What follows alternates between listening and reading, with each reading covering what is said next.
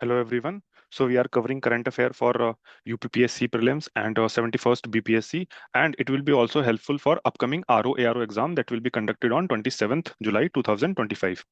So इस series में हम लोगों ने जून सॉरी जून 2025 से बैकवर्ड डायरेक्शन में चलते हुए जुलाई 2024 तक का करंट अफेयर्स कवर करना है हमको, जिसमें अक्टूबर अक्टूबर 2024 तक के करंट अफेयर्स ऑलरेडी अपलोड किए जा चुके हैं। बट इस वीडियो में हम लोग कोशिश करेंगे जो सितंबर, अगस्त और जुलाई है उसको बाद में करते हैं। पहले उत्तर प्रदेश के स्पेशल जो करंट अफेयर्स हैं जो लास्ट 1 ईयर में इंपॉर्टेंट रहे हैं, last 1 year UP special current affairs, उसको इस वीडियो में कवर कर लेते हैं। फिर नेक्स्ट वीडियो में कोशिश करेंगे कि यूनियन बजट और इकोनॉमिक सर्वे जो 2025 में प्रेजेंट किया गया था वो, देन उत्तर प्रदेश का इकोनॉमिक सर्वे एंड बजट जो 2025 में प्रेजेंट किया गया था वो, देन उसके बाद हम लोग सितंबर, अगस्त एंड जुलाई 2024 के करंट अफेयर्स को कवर करेंगे। तो इस वीडियो में हम लोग कोशिश करते हैं कि उत्तर प्रदेश के जो स्पेशल करंट अफेयर्स हैं लास्ट 1 ईयर में उनको उनको कवर किया जाए। So they are very important, most important current affairs को इसमें इंक्लूड किया गया है। So let's start with the Uttar Pradesh special current affairs. So first news is about tourism development. So Uttar Pradesh ने टारगेट रखा है 2028 तक 80 करोड़ टूरिस्ट को होस्ट करने का।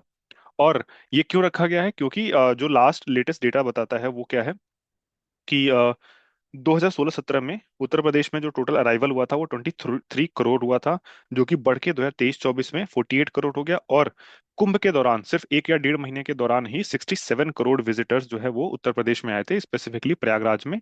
और इसी को देखते हुए उत्तर प्रदेश गवर्नमेंट ने 2028 तक जो है 80 करोड़ टूरिस्ट को अट्रैक्ट करने का टारगेट रखा है। और इसका जो बजट है वो कितना रखा गया है? बजट क्या मतलब, जो टूरिज्म का ग्रॉस वैल्यू एडिड में जो कंट्रीब्यूशन है वो कितना रहने का टारगेट रखा गया है? वो 70,000 करोड़ रुपीस का टारगेट रखा गया है। So it is important to remember. So next important news Ram Singh Baudh. Ram Singh बौद्ध को जो है वो रेडियो मैन ऑफ इंडिया बोला जाता है। क्यों? क्योंकि इन्होंने जो है Guinness book of world record बनाया है 1257 यूनिक रेडियोस को कलेक्ट कलेक्ट करने का। और ये इंपॉर्टेंट इसलिए भी हो जाते हैं क्योंकि प्राइम मिनिस्टर नरेंद्र मोदी जी ने मन की बात में इनको नवंबर 2023 में इनको प्रेज भी किया था।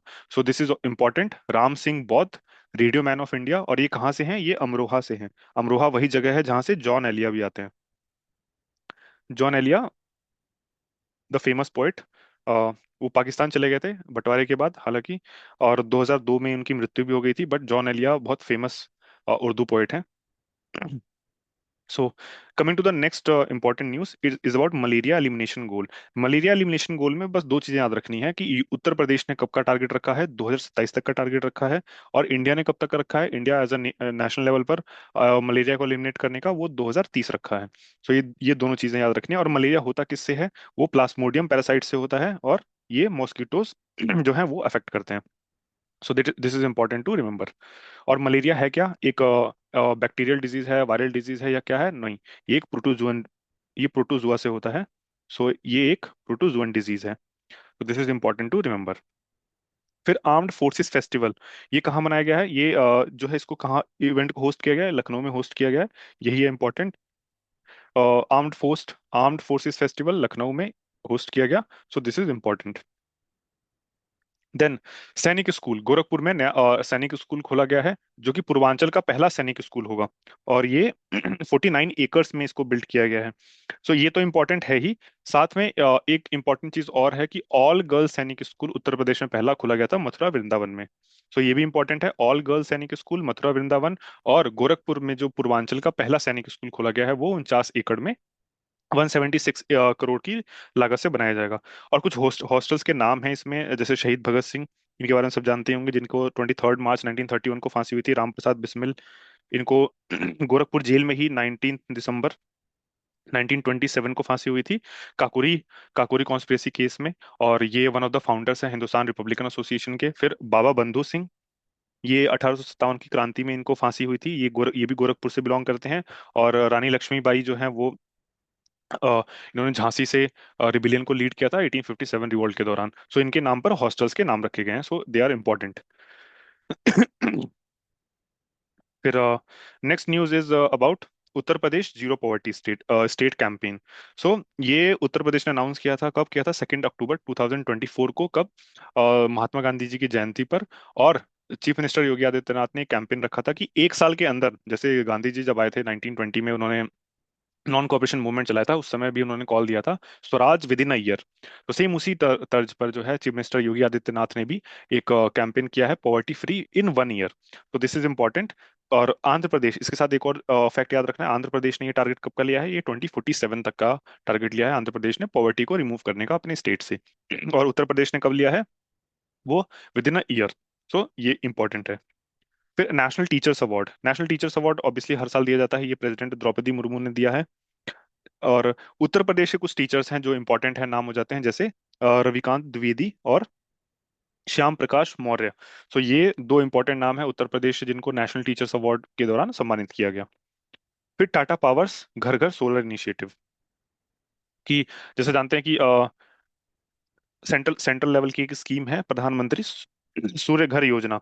इसके इसके अंदर 1 लाख तक का सब्सिडी प्रोवाइड किया जाता है रूफटॉप सोलर पावर को लगाने के लिए। तो ये जो है टाटा पावर ने उत्तर प्रदेश गवर्नमेंट के साथ मिलकर घर घर सोलर का इनिशिएटिव लगाया है। सो ये इंपॉर्टेंट है। और ये कहाँ से स्टार्ट किया गया है इनिशिएटिव? ये वाराणसी से स्टार्ट किया गया है। सो ये भी इंपॉर्टेंट है, याद रखना। टाटा पावर ने स्टार्ट किया है घर घर सोलर इनिशिएटिव उत्तर प्रदेश में, कहाँ से? वाराणसी से। फिर नेक्स्ट न्यूज आते हैं, नेशनलिस्ट राजा महेंद्र प्रताप सिंह। ये इंपॉर्टेंट इसलिए है क्योंकि इनका जन्म कहाँ हुआ था? ये हाथरस में जन्म हुआ था। और दो चीजों के लिए इंपॉर्टेंट है, इन्होंने एक प्रेम महाविद्यालय एस्टेब्लिश किया था वृंदावन में। इसके लिए तो इतना नहीं जाने जाते हैं, और हालांकि ये इंडिया का पहला पॉलिटेक्निक है, ये तो याद रख सकते हैं। बट जो मेजर इनका काम था वो था 1915 में इन्होंने भारत का पहला प्रोविजनल गवर्नमेंट बनाया था। कहाँ पे? काबुल में बनाया था। और उसके ये प्रेसिडेंट थे। कौन था? कौन थे? राजा महेंद्र प्रताप सिंह। और इनको 1932 में नोबेल पीस प्राइज के लिए भी नॉमिनेट किया गया था। और तो दो इंपॉर्टेंट इवेंट याद रखने हैं। 1915 में इन्होंने first provisional government of India बनाया था काबुल में, अफगानिस्तान में, और जिसको कई सारे देशों ने मान्यता भी दे दी थी, रिकॉग्नाइज भी किया था। और उस प्रेसिडेंट के जो प्रोविजनल गवर्नमेंट के प्रेसिडेंट कौन थे? ये खुद थे, राजा महेंद्र प्रताप सिंह। और प्राइम मिनिस्टर कौन थे? मौलाना बरकतुल्ला। तो ये एक इंपॉर्टेंट नाम है, ये भी याद रखना है आपको। फिर नेक्स्ट न्यूज जो है वो, उत्तर प्रदेश ने अपना डायरेक्टर डीजीपी अपॉइंट किया है। डीजीपी अपॉइंट किया है अभी फिलहाल, कौन है?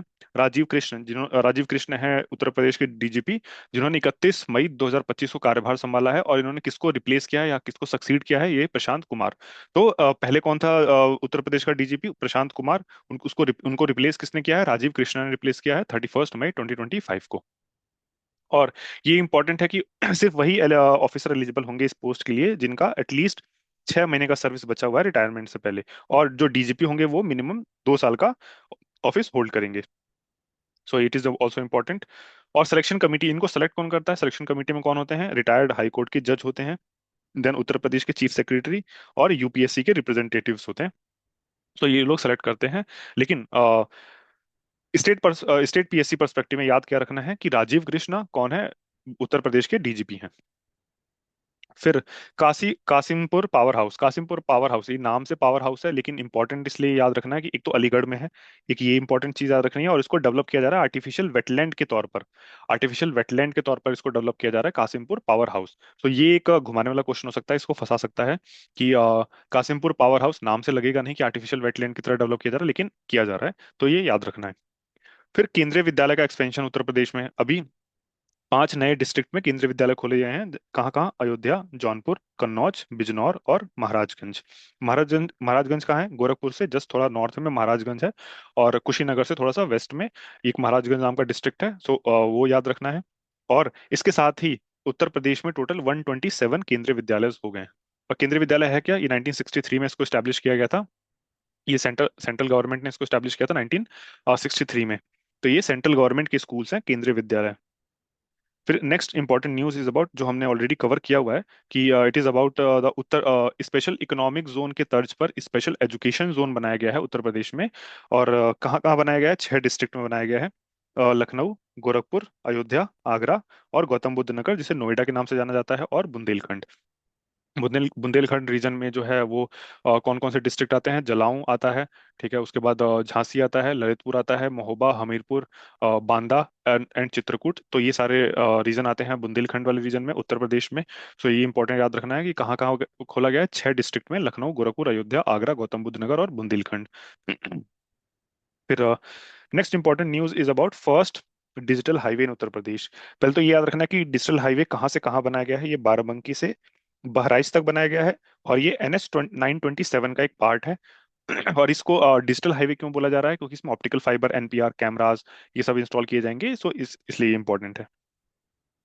फिर next important news is about हरित महाकुंभ। हरित महाकुंभ ये जो ऑनगोइंग महाकुंभ था, जो प्रयागराज में ऑर्गेनाइज हुआ था इस साल, उसी के अंडर एक इवेंट ऑर्गेनाइज किया गया था 31 जनवरी 2025 को। किसके लिए? एनवायरनमेंट और वाटर कंजर्वेशन को फोकस करने के लिए। इसके चीफ पेट्रन कौन थे? उत्तर प्रदेश के चीफ मिनिस्टर योगी आदित्यनाथ। और कुंभ मेला के बारे में याद क्या रखना है? दो इंपॉर्टेंट चीजें हैं कि ये इंटेंजिबल कल्चरल हेरिटेज लिस्ट में शामिल है, यूनेस्को के। और कुंभ मेला जो है वो 4 जगह पे ऑर्गेनाइज किया जाता है: प्रयागराज, हरिद्वार, उज्जैन और नासिक। फिर next important news is about Uttar Pradesh foundation day. ये 24 जनवरी 2025 को मनाया गया। क्यों मनाया जाता है? क्योंकि 24 जनवरी 1950 को उत्तर प्रदेश नामकरण किया गया। किसका? जो अर्स्टवाइल यूनाइटेड प्रोविंस नाम से एक प्रोविंस हुआ करता था, उसको रीनेम किया गया उत्तर प्रदेश। और कब किया गया? 24 जनवरी 1950 को किया गया। इसलिए 24 जनवरी को उत्तर प्रदेश का फाउंडेशन डे मनाया जाता है। और उत्तर प्रदेश में जो फर्स्ट उत्तर प्रदेश के चीफ मिनिस्टर थे आजादी के बाद, वो कौन थे? गोविंद वल्लभ पंत, जीबी पंत जिनको बोला जाता है। और ये उत्तर प्रदेश डे 2018 से सेलिब्रेट किया जाता है। और उत्तराखंड उत्तर प्रदेश से कब सेपरेट हुआ था? 9 नवंबर 2000 को उत्तराखंड जो है वो उत्तर प्रदेश से सेपरेट हो गया था। Then other important news is about Uttar Pradesh inland waterway authority. So इसमें याद क्या रखना है? दो चीजें याद रखनी है कि इसका चेयरमैन कौन है उत्तर प्रदेश का। ये है श्री विजय कुमार। और नेशनल वाटरवे वन बहुत इंपॉर्टेंट है, जो प्रयागराज से हल्दिया कलकत्ता तक जाता है, वो एक याद रखना है, नेशनल वाटरवे वे वन, जो गंगा रिवर पे गंगा रिवर के थ्रू सेल किया जाता है। National waterway one. फिर इंडियन आर्ट हिस्ट्री कांग्रेस का 32वां सेशन कहाँ होस्ट किया गया? इसको 8 से 10 फरवरी 2025 के बीच में होस्ट किया गया। इसका हेडक्वार्टर्स कहाँ है? गुवाहाटी में है, यही याद रखना है। और ये इंडियन हेरिटेज इंस्टीट्यूट नोएडा ने इसको ऑर्गेनाइज किया है। इसे ज्यादा याद नहीं रखना है इसमें। फिर काशी तमिल संगम। काशी तमिल तमिल संगम जो है वो इंडिया की यूनिटी, एक भारत श्रेष्ठ भारत को बढ़ावा देने के लिए ये एक इवेंट ऑर्गेनाइज किया जाता है, काशी तमिल संगम, जिसका 3rd एडिशन जो है अभी वाराणसी में इस साल होस्ट किया गया। फिर next important news is about biopolymer plant. Biopolymer plant, इसमें दो चीजें याद रखनी है। क्या याद रखना है? कि लखीमपुर खीरी में बायोपॉलीमर प्लांट लगाया गया है। और लखीमपुर खीरी एरिया वाइज उत्तर प्रदेश का लार्जेस्ट डिस्ट्रिक्ट है। इसकी कॉस्ट क्या है और कब फाउंडेशन स्टोन रखा गया था, ये हालांकि ये पूछ सकता है, बट कॉस्ट पूछेगा कि नहीं पूछेगा ये इतना श्योर नहीं है। बट क्या पूछेगा? बायोपॉलीमर प्लांट कहाँ लगाया गया है? लखीमपुर खीरी डिस्ट्रिक्ट में लगाया गया है। फिर next important news is about Katarni Ghat wild life sanctuary. Katarni Ghat wild life sanctuary ये किसका पार्ट है? ये दुधवा टाइगर रिजर्व का ही पार्ट है। दुधवा टाइगर रिजर्व में 3 इंपॉर्टेंट वाइल्ड लाइफ सेंचुरीज आती हैं। एक Dudhwa wild life sanctuary, Kishanpur wild life sanctuary और कतरनी घाट वाइल्ड लाइफ सेंचुरी। ये उत्तर प्रदेश के बहराइच डिस्ट्रिक्ट में है। ठीक है, इसको 1975 में स्टैब्लिश किया गया था, और प्रोजेक्ट टाइगर में इसको 1987 में इंक्लूड किया गया था। सो उत्तर प्रदेश में कितने अभी तक टाइगर रिजर्व है? एक दुधवा टाइगर रिजर्व है, जिसके अंदर ही ये कतरनी घाट वाइल्ड लाइफ सेंचुरी भी आता है। उसके अलावा पीलीभीत, फिर अमानगढ़, फिर रानीपुर और सुहेलवा टाइगर रिजर्व, जो अभी अंडर, मतलब इसको अभी बनाया जा रहा है टाइगर रिजर्व के तौर पर, इसको डेवलप किया जा रहा है। सो ये 5 टाइगर रिजर्व हैं उत्तर प्रदेश में, ये याद रखना है। फिर बाबरी मस्जिद, राम मंदिर कन्फ्लिक्ट। जैसे हम जानते हैं राम मंदिर जो है वो अब बनकर तैयार हो गया है अयोध्या में। और बाबरी मस्जिद का जो डिमोलिशन डे है वो कब होता है? 6 दिसंबर। हालांकि ये पूछने की संभावना बहुत कम है, बट फिर भी 6 दिसंबर 1992 को बाबरी मस्जिद का डिमोलिशन डे होता है, किया गया था। और ये बुक किसने लिखी है? ये लिखी है माधव गोडबोले। ये याद रखना है, बाबरी मस्जिद राम मंदिर अ कॉन्फ्लिक्ट, इस नाम की बुक किसने लिखी है? माधव गोडबोले ने लिखी है। फिर गंगा टास्क फोर्स, ये एक नया टास्क फोर्स बनाया है। ये किसके लिए? एनवायरमेंट और पोल्यूशन कंट्रोल के लिए बनाया है। और किसके अंडर में आता है? यूनियन मिनिस्ट्री ऑफ जल शक्ति। ये किसके लिए है? कि जो नदियों की सफाई का और सुरक्षा सुरक्षा का ध्यान रखने के लिए ये इंपॉर्टेंट एक गंगा टास्क फोर्स बनाया गया है, यही याद रखना है इसमें। और किस मिनिस्ट्री के अंडर में आता है? मिनिस्टर ऑफ जल शक्ति के अंदर। किस मिशन के तहत? नेशनल क्लीन गंगा मिशन या नमामि गंगे मिशन के तहत। फिर लिथियम ग्रेड रिफाइनरी, ये लिथियम ग्रेड रिफाइनरी नोएडा में बनाया जा रहा है, जो कि देश का पहला लिथियम ग्रेड रिफाइनरी होगा। ये याद रखना है, इसलिए इंपॉर्टेंट है कि देश का पहला लिथियम ग्रेड रिफाइनरी जो है वो कहाँ बनाया जा रहा है? नोएडा में बनाया जा रहा है। और इसी के साथ एक और चीज याद रखनी है, नोएडा के जेवर में एक सेमीकंडक्टर का प्लांट लगाया जा रहा है, फैब्रिकेशन प्लांट। कौन कौन लगा रहा है? एचसीएल और फॉक्सकॉन। एचसीएल और फॉक्सकॉन मिलकर लगा रहे हैं, तो ये भी इंपॉर्टेंट है। फिर 5 cities of Uttar Pradesh selected by UNESCO, किस लिए? क्रिएटिव सिटी नेटवर्क में। यूनेस्को का क्रिएटिव सिटी नेटवर्क में 5 शहर जो सेलेक्ट किए गए हैं, कौन कौन से? वाराणसी, लखनऊ, आगरा, अयोध्या एंड कुशीनगर। सो ये सारे इंपॉर्टेंट है, कल्चरल हिस्टोरिकल इंपॉर्टेंस है इसका। जैसे कुशीनगर में गौतम बुद्ध को महापरिनिर्वाण प्राप्त हुआ था, मृत्यु हुई थी। अयोध्या ऑब्वियसली राम श्री राम की जन्मभूमि है, और अयोध्या में कई सारे जैन तीर्थंकर का भी जन्म हुआ था। आगरा जो है वो एक हिस्टोरिकल कैपिटल रही है, जो मुगल्स के टाइम पे भी। और जो उत्तर प्रदेश के 3 important UNESCO world heritage site हैं, वो तीनों आगरा के आसपास ही लोकेटेड हैं। जैसे फॉर एग्जांपल आगरा का फोर्ट एक है, फिर ताजमहल है वो भी आगरा में है, फिर फतेहपुर सीकरी वो भी आगरा के पास ही है। Then Lucknow, Lucknow obviously capital है इस समय उत्तर प्रदेश की, और अर्स्टवाइल अवध की कैपिटल हुआ करती थी, जो एक कल्चरल कैपिटल भी थी। और फिर वाराणसी, वाराणसी जो है अविमुक्त क्षेत्र, ये काशी विश्वनाथ कॉरिडोर के लिए फेमस है। भगवान शिव की नगरी बोलते हैं बनारस को। और उसके अलावा सारनाथ यहाँ पे एक लोकेशन है, जहाँ पे गौतम बुद्ध ने धर्म चक्र परिवर्तन यानी 5 बौद्ध भिक्षुओं को, 5 ब्राह्मण भिक्षुओं को जो है पहली बार शिक्षा दी थी। सो ये इनका कल्चरल और हिस्टोरिकल इंपॉर्टेंस है पांचों शहरों का, इसलिए क्रिएटिव सिटी नेटवर्क में यूनेस्को को शामिल किया गया। फिर next important news is about Taj Mahotsav. ये हुआ कहाँ था ताज महोत्सव? बहुत ज्यादा इजी डिफिकल्ट नहीं गेस करना, आगरा में हुआ था। यही याद रखना है किसके लिए था भाई? हैंडीक्राफ्ट, म्यूजिक, डांस, टूरिज्म, इनको प्रमोट करने के लिए। अंडर थीम क्या था? कॉन्फ्लुएंस ऑफ कल्चर, एक भारत श्रेष्ठ भारत। फिर फ्लोराइड पोल्यूशन, ये सोनभद्र में देखा गया। अच्छा, सोनभद्र जो है एक ऐसा जो डिस्ट्रिक्ट है जो 4 स्टेट्स के साथ बॉर्डर शेयर करता है, बिहार, झारखंड, फिर जो छत्तीसगढ़ एंड देन मध्य प्रदेश। तो सोनभद्र इकलौता ऐसा जो डिस्ट्रिक्ट है उत्तर प्रदेश का जो 4 अलग अलग स्टेट्स के साथ बॉर्डर शेयर करता है, ये भी याद रखना है। और फ्लोराइड पोल्यूशन जो है वो बहुत बढ़ रहा है उसमें, सोनभद्र में। फ्लोराइड पोल्यूशन से होता क्या है? एक डिजीज होती है जिसको बोलते हैं फ्लोरोसिस। और ये फ्लोरोसिस ये किस किस चीज को नुकसान करती है? ये दांतों को, स्केलेटन को, बेसिकली जो हड्डी से बने हुए चीजें हैं हमारे मानव शरीर में, उसको जो है ये नुकसान पहुंचाती है, ये फ्लोराइड पोल्यूशन। सो डिजीज का नाम क्या है? फ्लोरोसिस, ये याद रखना है। फिर एलाक्रामा 2025, एलाक्रामा 2025 ये इंटरनेशनल एग्जीबिशन है इलेक्ट्रिक इक्विपमेंट के लिए, नोएडा में ऑर्गेनाइज किया गया था, ये याद रखना है बस। फिर solar manufacturing plant Avaada group ने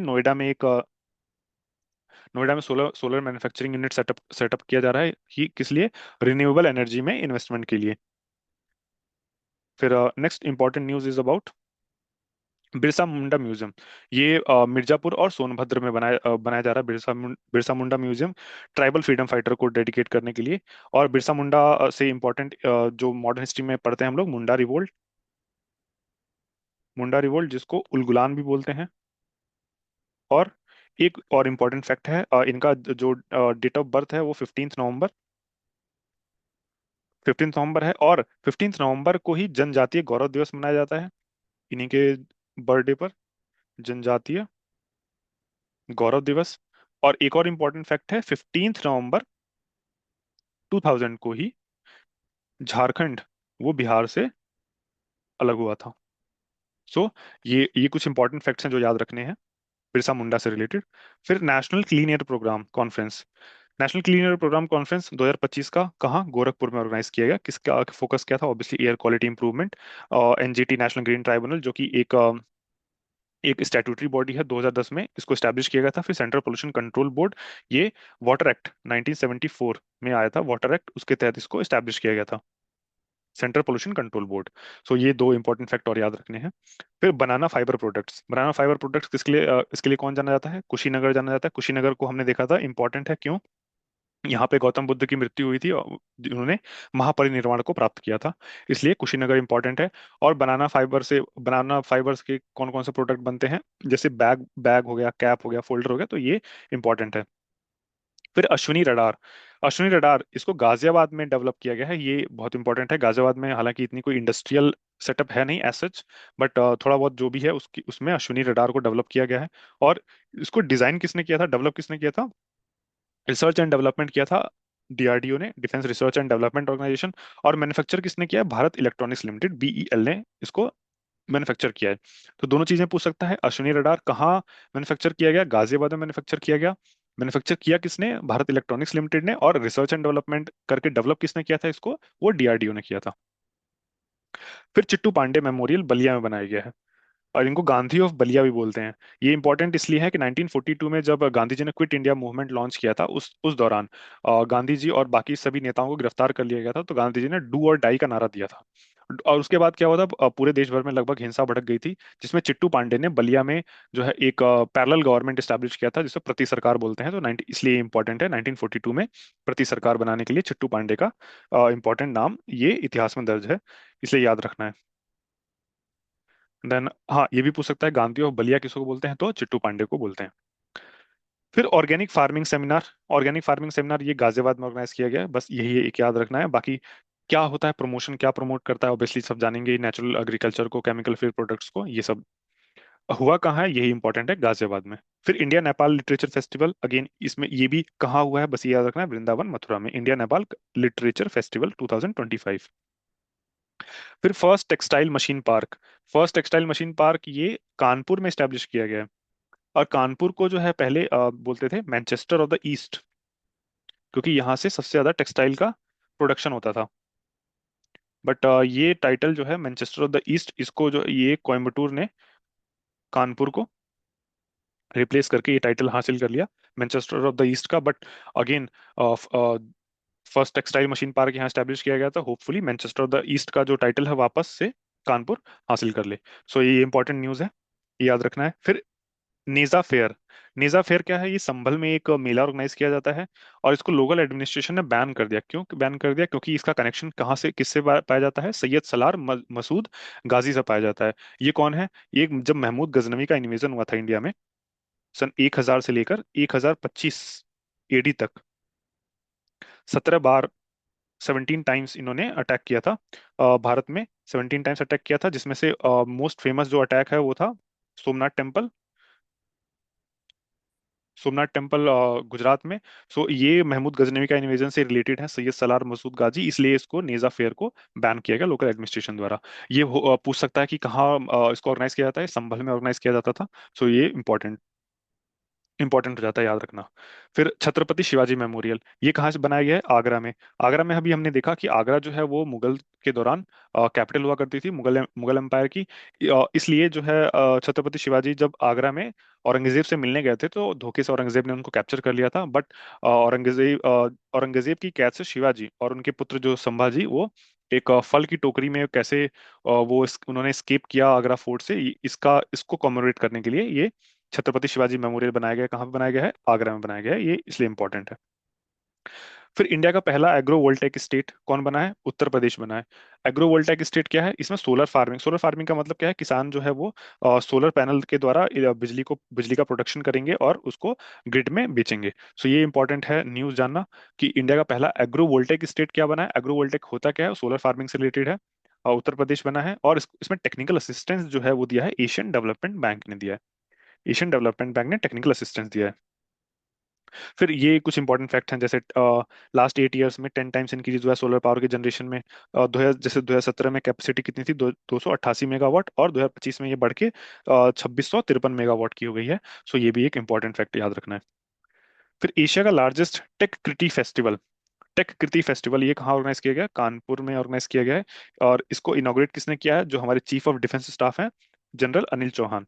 तो इन्होंने ऑर्गेनाइज किया है, और ये फोकस किस पे करेगा, इंडियन आर्मी, फिर cyber, artificial intelligence, quantum technology. So ये याद रखना है। फिर 47th junior girls handball championship, ये हुआ कहाँ है, लखनऊ में ऑर्गेनाइज किया गया है। ठीक है, उत्तर प्रदेश ने पहली बार टाइटल जीता है, इसलिए और ज्यादा इंपॉर्टेंट हो जाता है कि उत्तर प्रदेश ने फर्स्ट टाइम इस टाइटल को जीता है। 47th national junior girls handball championship organise कहाँ किया गया, लखनऊ में किया गया। और हराया किसको है, हिमाचल प्रदेश को हराया है फाइनल में। फिर एक और इम्पोर्टेंट बलिया से रिलेटेड न्यूज है, अभी चिट्टू पांडे से रिलेटेड देखा, बलिया से इम्पोर्टेंट न्यूज हमने। फिर ऑयल एंड गैस, ओएनजीसी ने जो है यहाँ पर क्रूड ऑयल की रिजर्व, 3 किलोमीटर की डेप्थ पे, 3000 मीटर की डेप्थ पर क्रूड ऑयल की रिजर्व्स को सर्च किया है। और इससे इंडिया अगर यहाँ से क्रूड ऑयल को रिफाइन करने लायक कैपेसिटी डेवलप कर लेता है, तो इंडिया का जो डिपेंडेंस ऑन इंपोर्ट है, इंपोर्ट डिपेंडेंस है, वो रिड्यूस होगा, जिससे फॉरेक्स फॉरेक्स बचेंगे, और जो इंडियन इकोनॉमी है उसको एक बूस्ट बूस्ट मिलेगा। सो ये कहाँ खोजा गया है, ये बलिया में खोजा गया है, गंगा बेसिन में। सो ये इसलिए इंपॉर्टेंट हो जाता है। फिर हेरिटेज कॉरिडोर बनाया जाएगा एक मथुरा में प्रोजेक्ट। और ये किस लिए है, 6 किलोमीटर का मिनी एक्सप्रेस वे लिंक बनाया जाएगा, जो यमुना एक्सप्रेस वे को बांके बिहारी टेम्पल, जो कि मथुरा वृंदावन में लोकेटेड है, उससे कनेक्ट करने के लिए 6 किलोमीटर का एक मिनी लिंक एक्सप्रेस वे तैयार किया जा रहा है। सो यही एक हेरिटेज कॉरिडोर प्रोजेक्ट है। कहाँ स्टैब्लिश किया जा रहा है, मथुरा में किया जा रहा है हेरिटेज कॉरिडोर प्रोजेक्ट, इसलिए याद रखना है। फिर next important news is about, prime minister Narendra Modi ने थाईलैंड को बुद्ध का स्टैचू भेंट किया है। और ये बुद्ध स्टैचू इसलिए इंपॉर्टेंट है क्योंकि सारनाथ स्टाइल ऑफ आर्ट में ये बना हुआ है, जो कि कुषाण पीरियड के दौरान स्टार्ट किया गया था, और अपने पीक पर पहुंचा था ये गुप्ता पीरियड में। और अदर इंपॉर्टेंट नोटेबल स्टाइल्स जो हैं वो कौन कौन से थे, एक तो था मथुरा स्टाइल, एक था गांधार स्टाइल, और ये दोनों ही कुषाण के दौरान डेवलप किए गए थे। फिर एक सातवाहन के दौरान डेवलप किया गया था, वो था Amravati art, Amravati school of art, वो सातवाहन रूलर्स ने डेवलप किया था। सो ये तीन तो इंपॉर्टेंट स्कूल ऑफ आर्ट थे। फिर उनके कुछ रीजनल स्कूल थे, जैसे सारनाथ स्टाइल ऑफ आर्ट, ये कुषाण पीरियड में ये भी शुरू किया गया था। सारनाथ इंपॉर्टेंट इसलिए है क्योंकि यहीं पर जैसे हमने देखा था कि 5 ब्राह्मण भिक्षुओं को ज्ञान, पहली बार ज्ञान दिया था गौतम बुद्ध ने, इसलिए इसको धर्मचक्र परिवर्तन के नाम से इस इवेंट को जाना जाता है, इसलिए सारनाथ इंपॉर्टेंट है बुद्धिस्ट पर्सपेक्टिव में भी। फिर Anantnagar housing society, Anantnagar housing society scheme, ये बस ये याद रखना है कि लखनऊ में इसको डेवलप किया जा रहा है, लखनऊ डेवलपमेंट अथॉरिटी के द्वारा। यही एक इम्पोर्टेंट है, और ये 1.5 लाख लोगों को हाउसिंग की फैसिलिटी प्रोवाइड करेगा, इसलिए ये इंपॉर्टेंट हो जाता है। फिर उत्तर प्रदेश का जो फायर डिपार्टमेंट है, उसको किसने किया है, ऑनर किया है, गोवा की गवर्नमेंट ने उसको ऑनर किया है। कहाँ पे ये फेस्टिवल फेस्टिवल ऑर्गेनाइज किया गया था, पाणाजी पाणाजी गोवा में, जो कि कैपिटल है गोवा की। किसके लिए, for excellent fire fighting and disaster management skills के लिए। तो किसने सम्मानित किया है, गोवा की गवर्नमेंट ने सम्मानित किया है, किसको सम्मानित किया है, उत्तर प्रदेश को सम्मानित किया है, ये इसलिए याद रखना है। फिर उत्तर प्रदेश का पहला वेस्ट टू सीएनजी या बायो सीएनजी प्लांट कहाँ लगने जा रहा है, वो प्रयागराज में लगेगा। ठीक है। और ये उत्तर प्रदेश का पहला है, इंडिया का सेकंड है, इंडिया का फर्स्ट कौन सा था, वो पुणे में स्टैब्लिश किया गया था। इसलिए दोनों याद रखना है, वेस्ट टू सीएनजी। और इसमें होगा क्या, जो वेस्ट प्रोडक्ट्स, वेस्ट चीजें होती हैं, जैसे एग्रीकल्चर का वेस्ट हो गया या ह्यूमन वेस्ट हो गया, उसको यूज करके CNG plant, CNG compressed natural gas produce किया जाएगा इस प्लांट में। जैसे कि यहाँ दिया हुआ है, straw, poultry litter, cow dung, wet waste, ये सबको यूज किया जाएगा सीएनजी को प्रोड्यूस करने के लिए। फिर उत्तर प्रदेश की पुलिस को स्कॉच अवार्ड दिया गया है, for investigation prosecution and conviction portal. ठीक है, इसमें यही याद रखना है, इससे ज्यादा कुछ और याद नहीं रखना है। स्कॉच अवार्ड किसको मिला है, उत्तर प्रदेश की पुलिस को मिला है। फिर रोहिन बराज बराज प्रोजेक्ट जो है, एक रोहिन रिवर है, जो कि महाराजगंज में फ्लो होती है, रोहिन रिवर, और उसी के ऊपर ये बराज प्रोजेक्ट बनाया जा रहा है, इसलिए याद रखना है, बराज प्रोजेक्ट कहाँ पे है, महाराजगंज डिस्ट्रिक्ट में है, उत्तर प्रदेश के। फिर इंडिया स्किल रिपोर्ट ये और इम्पोर्टेंट हो जाता है क्योंकि उत्तर प्रदेश ने इसमें टॉप किया है। और किन किन चीजों में, मैथमेटिकल स्किल्स और कंप्यूटर प्रोफिशिएंसी में उत्तर प्रदेश टॉप पर है। ठीक है, also first in critical thinking. और बाकी स्टेट्स कौन कौन से हैं, आंध्र प्रदेश सेकंड पर है, फिर उसके बाद Madhya Pradesh is on third, Punjab is on fourth, and Telangana is on fifth. So India skill report 2025 में टॉप किसने किया है, उत्तर प्रदेश ने टॉप किया है, इसलिए ये याद रखना है। फिर नेक्स्ट न्यूज इज अबाउट प्रधानमंत्री micro food processing enterprises upgradation scheme, इसमें भी उत्तर प्रदेश फर्स्ट आया है। किस चीज में, कि लोन अप्रूवल टाइम में। यूपी में 101 दिनों में लोन अप्रूव हो जाता है, कंपैरिजन के लिए इसमें दिया गया है, बिहार में 110 दिन लग जाते हैं, तेलंगाना में 190 डेज लग जाते हैं। तो इसलिए उत्तर प्रदेश ने इसमें भी टॉप किया है। फिर वाराणसी के 21 प्रोडक्ट्स को जीआई टैग दिया गया है, जिसमें से कौन कौन सा, बनारसी तबला, बनारसी स्टफ्ड चिल्ली, फिर शहनाई, बनारसी शहनाई, फिर metal casting craft, mural painting, red peda, और लाल, जिसे लाल पेड़ा भी बोलते हैं, ठंडाई, और तिरंगा बर्फी, ये ट्राइकलर बर्फी, तिरंगा बर्फी कहते हैं इसको, और करोंदा, और बाकी और इम्पोर्टेंट प्रोडक्ट्स हैं, जिसमें से कुछ जो मोस्ट इंपॉर्टेंट है उनको उनका नाम यहाँ दिया गया है। तो 21 ट्रेडिशनल प्रोडक्ट वाराणसी को जीआई टैग दिया गया है। फिर hockey India senior mains national championship, ये कहाँ ऑर्गेनाइज किया गया? झांसी में ऑर्गेनाइज किया गया है। इसलिए याद रखना है, उत्तर प्रदेश थर्ड पोजीशन पे आया है। और जीता कौन है इसको? पंजाब जीता, किसको हरा के? मध्य प्रदेश को हरा के। फिर agri business and entrepreneurship scheme, ठीक है, ये बस याद क्या रखना है इसमें कि किसने फंड किया है? वर्ल्ड बैंक ने फंड किया है, और ये 4,000 करोड़ का प्रोजेक्ट है रूरल रूरल इनकम को बूस्ट करने के लिए। रूरल इनकम से रिलेटेड एक इंपॉर्टेंट कमेटी याद रख सकते हैं, दलवाई कमेटी, जिसको 2015 में बनाया गया था। इसने एक टारगेट क्या दिया था कि 2022 तक फार्मर इनकम को डबल करने का टारगेट था। फार्मर इनकम को डबल करना था, डबलिंग फार्मर इनकम। सो ये इंपॉर्टेंट है, दलवाई कमेटी की रिपोर्ट, ये भी याद रखना है। दलवाई कमेटी ये भी पूछ सकता है, दलवाई कमेटी की रिपोर्ट किस सेक्टर से रिलेटेड है? एग्रीकल्चर सेक्टर से रिलेटेड है। फिर फैक्ट्स, फिर पीलीभीत टाइगर रिजर्व के बारे में हमने देखा था स्टार्टिंग में फैक्ट। और ये पीलीभीत और शाहजहांपुर डिस्ट्रिक्ट में लोकेटेड है, ठीक है। और इसको TX2 अवार्ड 2020 में, TX2 अवार्ड, TX2 क्या है? TX2 world wide fund for nature का एक टारगेट था। 2022 तक जितना भी टाइगर का पॉपुलेशन है, ये 2010 में स्टार्ट किया गया था TX2 प्रोग्राम। इसका टारगेट था कि 2022 तक वर्ल्ड में टाइगर की पॉपुलेशन को डबल कर दिया जाए।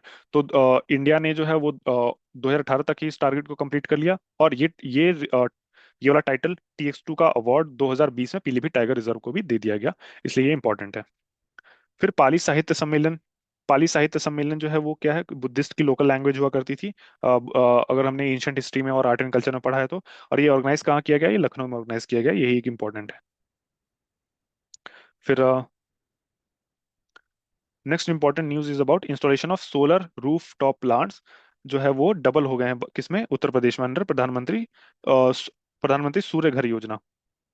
फिर more than 1 lakh plants installed हो चुके हैं उत्तर प्रदेश के अंडर में। फिर मंथली इंस्टॉलेशन करीब 11,000 प्लांट्स का है, तो ये इंपॉर्टेंट है। और 2025-26 तक 2.65 लाख प्लांट्स को स्टैब्लिश करना, ये टारगेट रखा है उत्तर प्रदेश ने। फिर सांसद खेल महाकुंभ ऑर्गेनाइज कहाँ किया गया? ये याद रखना है, लखनऊ में ऑर्गेनाइज किया गया। इसको इनॉग्रेट किसने किया? ये honourable defence minister Rajnath Singh ने इनॉग्रेट किया था, ये याद रखना है, लखनऊ में। और वो लखनऊ से सांसद भी हैं। फिर इसमें स्पोर्ट्स कौन कौन से खेले गए? Obviously athletics, volleyball, kabaddi, basketball, football, hockey, boxing and taekwondo. फिर Uttar Pradesh digital media policy. Digital media policy के तहत उत्तर प्रदेश के उन इन्फ्लुएंसर्स को सेलेक्ट किया जाएगा जिनका चैनल अकाउंट कम से कम 2 साल से एग्जिस्टेंस में है, और वो परमानेंट रेजिडेंट हो उत्तर प्रदेश के, और एक सोशल मीडिया इन्फ्लुएंसर हो, और कम से कम 10 लाख सब्सक्राइबर हो उनका। और लास्ट 6 मंथ में हर महीने कम से कम 12 ओरिजिनल वीडियो अपलोड करते हो अपने चैनल पर। तो इसके तहत जो है वो सोशल मीडिया इन्फ्लुएंसर को कम से कम 8 लाख रुपए पर मंथ तक का कंपनसेशन दिया जा सकता है। किस लिए? कि गवर्नमेंट की जो पॉलिसीज हैं उनको प्रमोट करने के लिए। फिर ये ऑब्वियसली फॉलोवर और प्लेटफॉर्म पे डिपेंड करता है कि कितना उसको उनको कंपनसेशन दिया जाएगा। सो ये इंपॉर्टेंट है उत्तर प्रदेश का डिजिटल मीडिया पॉलिसी 2024 का। फिर उत्तर प्रदेश, ये न्यूज हमने देखा था national national level current affairs को कवर करते हुए, कि उत्तर प्रदेश पहला स्टेट बन गया है जिन्होंने फुल्ली इंप्लीमेंट किया है GEM प्लेटफॉर्म को, गवर्नमेंट ई मार्केट प्लेस को, फॉर गवर्नमेंट प्रोक्योरमेंट। फिर next important news is about Dhanauri wetland. Dhanauri wetland ये कहाँ है? ये गौतम बुद्ध नगर नोएडा में है, ठीक है। और ये किस स्पीशीज को, किन बर्ड स्पीशीज का होम है? ये सारस क्रेन, ये इंपॉर्टेंट बर्ड है, इसका होम है धनौरी वेटलैंड, कहाँ लोकेटेड है? गौतम बुद्ध नगर नोएडा में। फिर उत्तर प्रदेश के टूरिज्म डिपार्टमेंट ने ये किया परफ्यूम, कन्नौज के परफ्यूम को, ब्रज की होली, फिर गंगा आरती ऑफ बनारस, फिर ग्लास आर्ट ऑफ फिरोजाबाद, फिर ब्लैक पॉटरी ऑफ निजामाबाद, इनको, और Nizamabad of Azamgarh, and folk art and folk literature of Bundelkhand, इनको जो है intangible cultural heritage site cities में इंक्लूड करने के लिए ये उत्तर प्रदेश टूरिज्म डिपार्टमेंट का एक इनिशिएटिव है। सो ये और इम्पोर्टेंट हो जाता है। और उत्तर प्रदेश के टूरिज्म डिपार्टमेंट ने 2028 तक 80 करोड़ टूरिस्ट का भी टारगेट रखा है। तो ये एक और इम्पोर्टेंट फैक्ट है जो हमने स्टार्टिंग में कवर किया था। So this is I think this is all from Uttar Pradesh point of view. So हमने उत्तर प्रदेश के लास्ट 1 ईयर के करंट अफेयर को, इम्पोर्टेंट जो मोस्ट इंपॉर्टेंट करंट अफेयर है उसको कवर किया है। और ये किन किन एग्जाम्स के लिए इंपॉर्टेंट हो जाता है, ये एक तो उत्तर प्रदेश पीसीएस के लिए ऑब्वियसली इंपॉर्टेंट है ही, फिर अपकमिंग आरओ एआरओ एग्जाम के लिए इंपॉर्टेंट हो जाता है। तो नेक्स्ट वीडियो में हम लोग कोशिश करेंगे कि जो यूनियन बजट है, इकोनॉमिक सर्वे यूनियन बजट, और उत्तर प्रदेश का इकोनॉमिक सर्वे यूनियन और बजट है, उसको जो है कवर किया जाए। सो और साथ साथ जो है अप टू जुलाई जुलाई तक के करंट अफेयर्स को भी कवर करने की कोशिश करेंगे। सो इस पूरी सीरीज का जो प्लेलिस्ट है वो आपको डिस्क्रिप्शन डिस्क्रिप्शन बॉक्स में मिल जाएगा, डिस्क्रिप्शन में इसका लिंक मिल जाएगा। सो वहां जाके आप पूरा जो सीरीज है वीडियो का उसको एक्सेस कर सकते हैं। So till then, next video मिलते हैं फिर। Till then, thank you.